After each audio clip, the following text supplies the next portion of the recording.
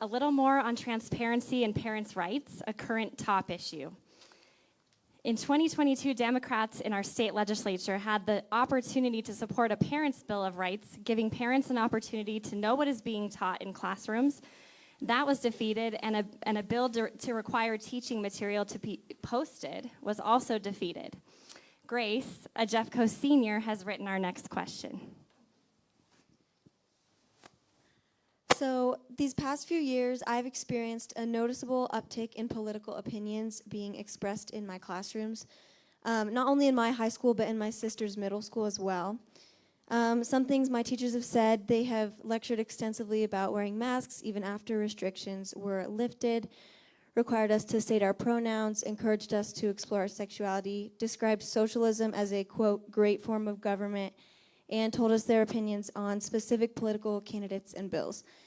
What would you do as government to encourage, or as governor, to encourage transparency and objectivity in the classroom, as well as guaranteeing parents' rights in education? Mika? So as a regent at the University of Colorado for the last 6 years, I've dealt with your next stage of life. After you go to college, what's going to happen? And what happened over the last 6 years is a tragedy. We are there to teach kids how to think, not what to think. And I have spent most of my time as a regent, which I'm proud to do, defending kids from being shouted down, shut down, told that they don't have an opinion, and not just conservative kids, kids that are liberal, kids that are libertarian, you name it.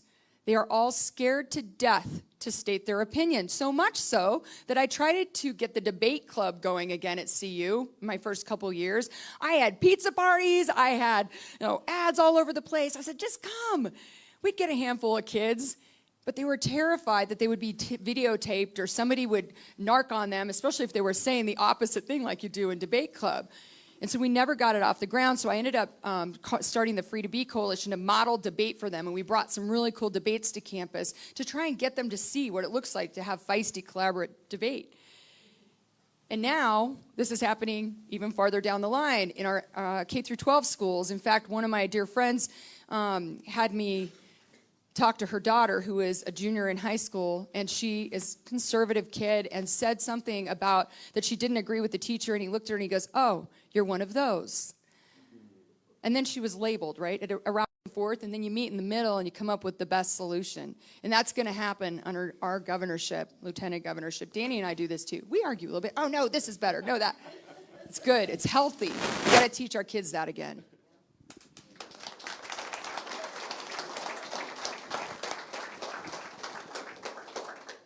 I would just say this. It's important to be able to ask the question. So why are they afraid of the answer? We should be able to ask the question. In fact, it's foundational to our Constitution that we ask the question. Because those limited powers that were given to government are very, very well enumerated. But in the 10th Amendment, it says one thing, that all powers not enumerated belongs to the state and to the people. And so if the people can't ask questions, if you can't ask questions, then who is to keep government aligned to the values of the people they serve? And remember, they're servants. That's what they are. And we should not be afraid of the question. We should be afraid when we can't ask the question. And that is a society that, to me, is not a society worth living in if we have to live in fear of asking the question. So I would encourage you, all of the young people in here, continue to ask the question.